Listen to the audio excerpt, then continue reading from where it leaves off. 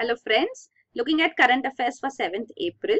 The news items picked up from the Hindu newspaper are these 12. We'll look at them in detail.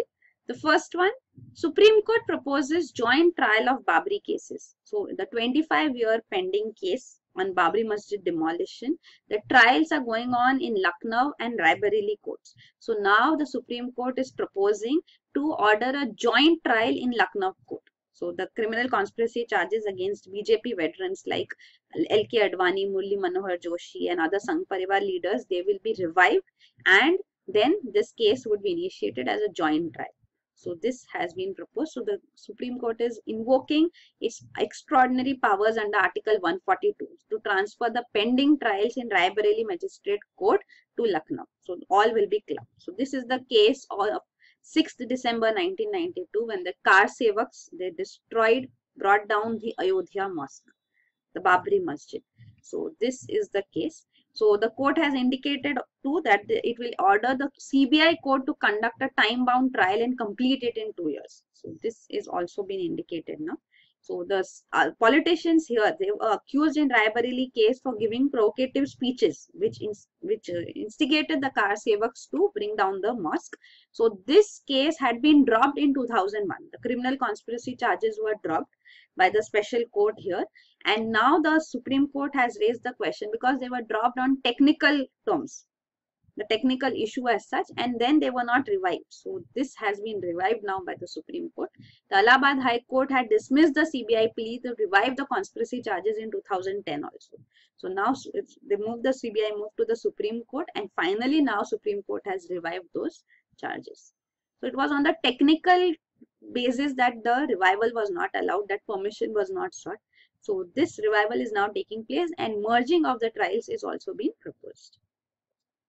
Next is Alwar violence sparks war of words in parliament. So this is regarding the Gau Rakshaks, cow vigilance in Alwar district in Rajasthan. They actually, the village as such is said that around 200 people from this village, they came down on these farmers, 5 people who were taking cows to another region. So they were in their vehicles. So they had brought these cows and they were going to Haryana.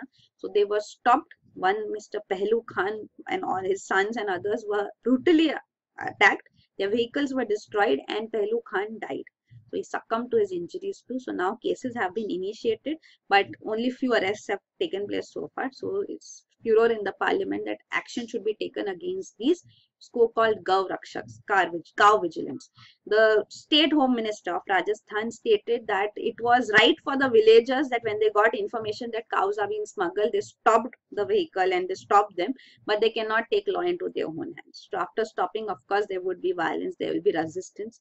So if you allow in some action, then of course further reaction would also come and it would escalate to this extent. So this is the case before the parliament now, that they are the issue before the parliament. The next is Center kicks off program on cyber physical systems. So the government, the Department of Science and Technology has initiated this program, cyber physical system program. So what does this mean? This means connectivity between the cyber and the physical systems, means computational systems and the physical world. So presently we hear of examples like self-driven cars, without driverless cars, which have been initiated by Google, Tesla, these companies. Then we hear of even robo-executed surgeries. So these are the computational systems connected to the physical world. So for this, a program has been proposed. So the initial action here would be taking place in IITs. So it will take root there and then it would be further expanded. So it's an interdisciplinary field. Cyber physical systems, means computer based systems used to do things in physical world. It can vary from, like we spoke of, self-driven cars to even smart grids, where electricity is optimally distributed on the basis of calculations in real time. So that smart grids are also a part of cyber physical systems. So this is the program now proposed. So this you can see, seamless integration of computational and physical worlds. So this is the cyber physical system showed here too. So examples, it can be used in airplanes, some extent of automation which is done, cars, ships. So in this power plants, manufacturing plants, so electricity grids as such we saw. So these are some examples given here. Then next is Teesta hangs fire as Hasina arrives. So this is regarding the sharing of the river Teesta waters with Bangladesh. So West Bengal is still not sure of how it would affect its state and its people.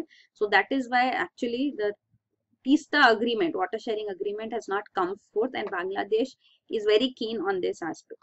So that may not happen right now too, because even the central government state government relations between Narendra Modi government and Mamata Banerjee government, they are not cordial. So it may so happen that this Teesta agreement may not be seen through presently too. It is also said that presently in this present visit, more emphasis is on defense engagement, which is being looked forward to. Even line of credit would be extended further to Bangladesh. That is also expected. So this defense engagement MOU will be signed. It would be a 5-year MOU expected. So it's subject to renewable by automatic mode also. So this will help in cooperation between the two nations on research and development, defense supplies. Military grade equipment can be provided by India to Bangladesh. So even military personnel, training of Bangladeshi military personnel, that would also be there. So this is the agenda, majorly on agenda presently. So that is expected to be signed. Then India is also supporting Rupur nuclear power project of Bangladesh. So that also is on highlight, and then also the counter-terrorism measures which have been taken by Bangladesh, and their viewpoints, the shared viewpoints on terrorism to counter radicalism. So that is also to be asserted. So we'll see civil nuclear cooperation agreement may also be concluded is expected. The Teesta issue which is there, so this you can see. So this Teesta river, it originates in Sikkim and then it flows through West Bengal and then further into Bangladesh. Here in Bangladesh, it also joins Jamuna, which is the name of Brahmaputra river in Bangladesh. So this Teesta water sharing is the major issue between the India and Pakistan, and basically West Bengal is not keen on sharing this river water.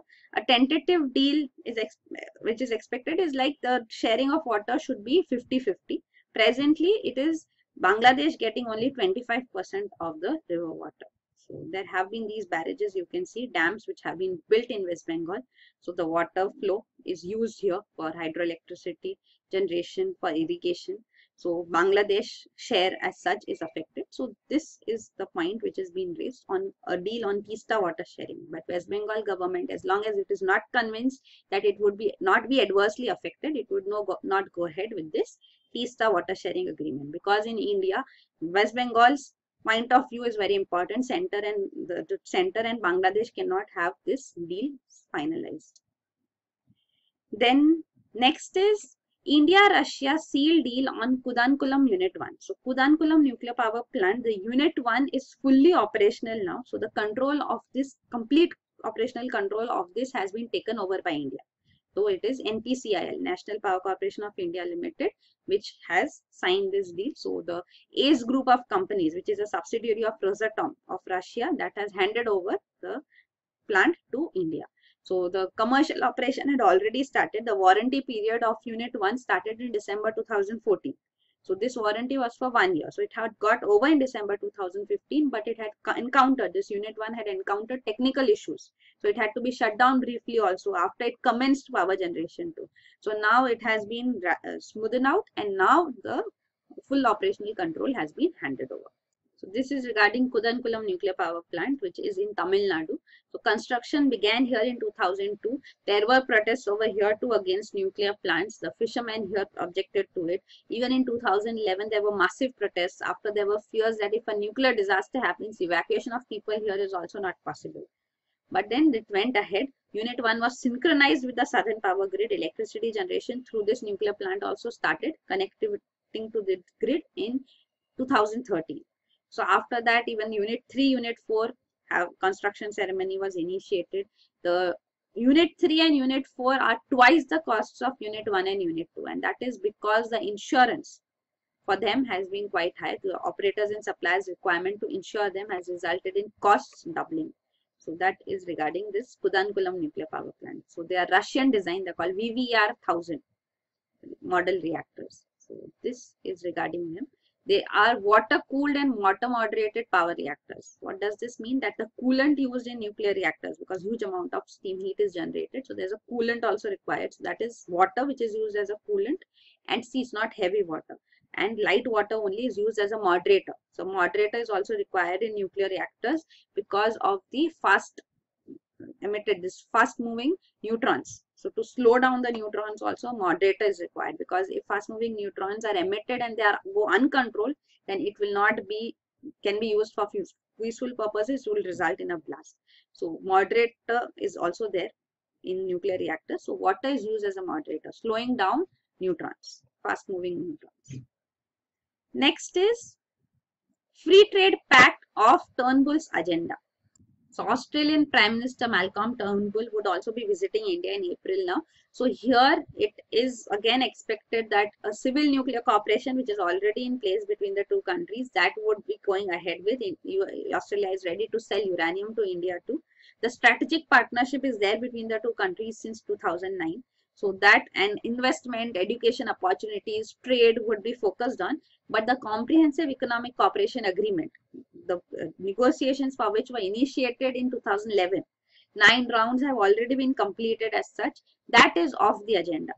So there are still difficulties there in concluding that. So that is not expected to be looked into.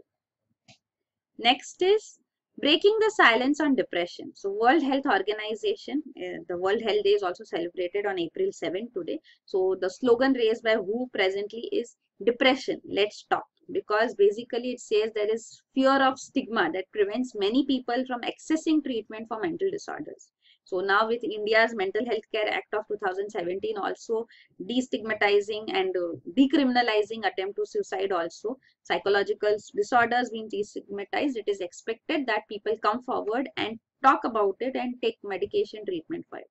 Because suicides also are a major case of that's in such cases. So 2/3 of global suicides that occur in low and middle income countries such as India are because of depression. So that is highlighted in the present World Health Day. Then next is India asserts sovereignty over Gilgit-Baltistan. So Gilgit-Baltistan is proposed by Pakistan to be established as a new province. But India has asserted that it has complete territorial integrity over the region and Pakistan should not go ahead with such measures. So if we look at Jammu and Kashmir, this is India controlled region. This is called Azad Kashmir by Pakistan. And this region, Gilgit-Baltistan region, is again under Pakistan control only. So this is the LOC, line of control. So this Gilgit-Baltistan is presently in use. And this region has been gifted by Pakistan to China. So of course India asserts its claim over this too. And this eastern side, Aksai Chin region, this has been occupied by China in the Indo-China War of 1962. So this is also not under Indian control. Then the next news item is RBI holds policy rate, raises reverse repo rate. So the RBI has undertaken its first bi-monthly policy review for the coming started financial year 2017-18. So in this, it has not changed the repo rate but raised the reverse repo rate. So earlier it was 5.75%. Now it has been raised to 6% by 25 basis points, means 0.25%. So this has been the decision taken unanimously by the Monetary Policy Committee. So Monetary Policy Committee is a body which has been appointed now. It has been functioning for the last financial year onwards. So this, all 6 members of the Monetary Policy Committee agreed to this decision, voted in favor of this. Otherwise, decisions are taken by majority. So 3 members in Monetary Policy Committee are from RBI side, 3 members from the government side. So this is the body established which would decide the monetary policy. Earlier it was done alone by RBI independently. So now both government and RBI together work on it. Plus the target which has been given to Monetary Policy Committee is to keep inflation within bounds. So 4% is the target, that inflation should stay at 4% with plus minus 2% gap given, leeway given. So that is the band in which inflation should stay. That is the main objective of the Monetary Policy Committee. So that has been constituted under the RBI Act of 1934. So this is it. That's what the medium term target for retail inflation is 4% with plus minus 2% band. So central bank says, RBI says that inflation projection will on an average be 4.5% in the first half of 2017-18 and it may go to 5% in second half. So this is its viewpoint, that inflation is one issue which needs to be tackled because it is bound to rise, as you can see, according to its projection. The growth rate projection has stayed unchanged. It says GVA, gross value added growth rate, will stay unchanged at 7.4%, which it had set for the financial year 2018, and it was 6.7% in the present financial year. So it would raise 7.4% is its projection. Another proposal which it had given, and of course the first thing which it has done is reverse repo rate being raised. What does this imply? So there are two rates basically, repo and reverse repo rates. So we'll see that too. These are the 6 members. RBI Governor is Urjit Patel. In Monetary Policy Committee, he has the casting vote. Means in case of a tie, his vote will be the deciding vote. So you can see non-RBI members are appointed for 4 years by the government. RBI Governor has casting vote. They have the target to keep inflation at this level, 4% with plus minus 2% there. Then these are the interest rates as such: bank rate, repo rate, and reverse repo rate. Presently, in this policy review, repo rate has stayed unchanged. Reverse repo rate has increased by 25 basis points. So what are each of these rates? You can see here. Bank rate is the rate at which banks can borrow from RBI. And repo rate is short-term money lended. So RBI, again, repo rate, bank rate means same. Banks are borrowing from RBI, but this repo rate is for short-term.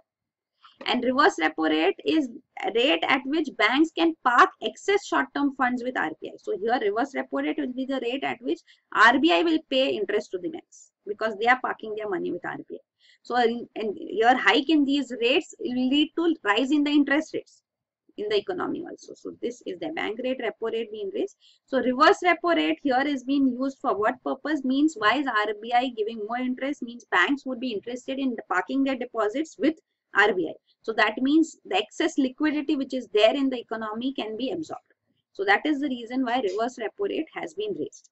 So attracting banks to have their deposits parked here.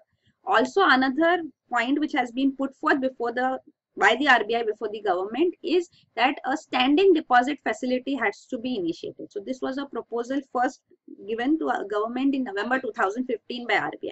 So still it has not been approved. So it says this is to drain the surplus cash at a rate lower than repo rate without any need for collateral. So what is this standing deposit facility? We'll see that too. And finally, one more point which RBI puts is that small savings rates should be lowered. So small saving rates we recently also discussed, they were lowered by a little percentage point. So this is also a proposal given so that these rates come in tune with the other interest rates as such. So that is another point put forth by the RBI. So this you can see is the standing deposit facility. So what does this, why has this been proposed to? Because of demonetization, banks came forward with a huge number of deposits now. So deposits have increased. So credit growth has not picked up concurrently, but the excess cash is there with the banks. So this has resulted in inflation concern. So RBI has proposed this tool, standing deposit facility. So it will be used to suck out excess cash, means banks can have their deposits with the RBI now. So this will suck in cash from the economy so that the inflation scare is not there, inflation fear is not there. So it says that this standing deposit facility rate will be lower than the repo rate and banks will not need to give any collateral. So this has been proposed. So this they can, it says that banks can cut their own lending rate also presently. There is still scope, though repo rate has not changed. RBI has said this too, that we have not changed the repo rate, because if repo rate decreases, it means that banks will have to pay less interest to RBI when they are borrowing money. So even without repo rate decrease, it's RBI saying still banks have the scope that they can decrease their lending rates.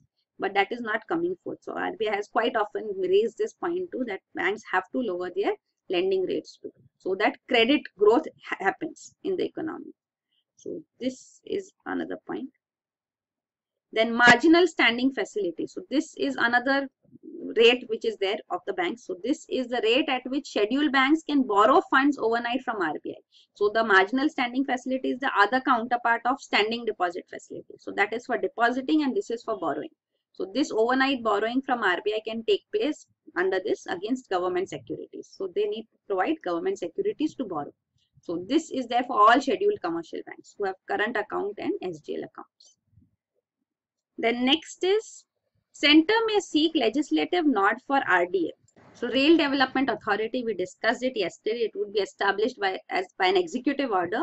Now the center has said that they are looking into giving it legislative backing too. So it would be established by executive order, but later an amendment can be proposed to Railway Act of 1989, and Rail Development Authority can be given statutory status also. Because regulatory bodies as such, there are 6 regulatory bodies stated which are having statutory status, like TRAI, Telecom Regulatory Authority of India, AERAI, which is for airports regulation, IRDA, insurance regulatory, then CRC, electricity regulation, then tariff authority for major ports, even pension fund regulatory and development authority. So all these are given statutory status. PFRDA became functional in 2003 by executive order. And after 10 years, a decade, in 2013, it was given statutory status by an act.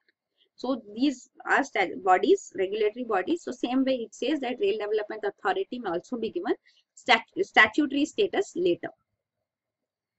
Then next is over 62% customers face call drops, says government survey. So government survey has been put forth, the data has been put forth by the Department of Telecommunication. It says this survey was conducted using Interactive Voice Response System, IVRS, which has been put up by the government in few states, and now it will have it covering all states by March as such.